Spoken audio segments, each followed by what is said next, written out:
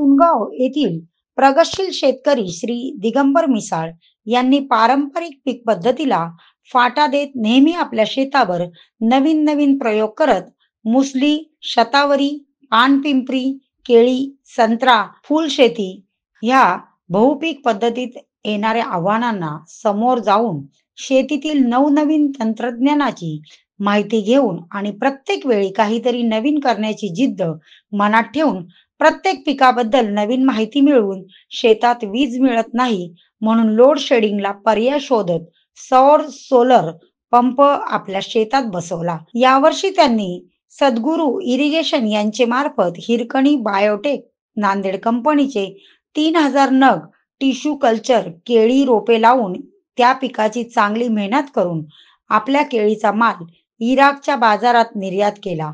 सुनगाव सारख्या गावातून केळी उत्पादक शेतकऱ्यासमोर शेतीमाल विक्रीबद्दलचा एक आदर्श निर्माण केला।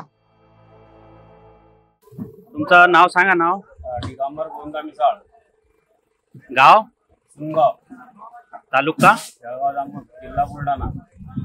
किती केळी लावली? लावल्या 3000। आणि हा माल एक्सपोर्ट साठी चालला आता? हो, एक्सपोर्ट झाला।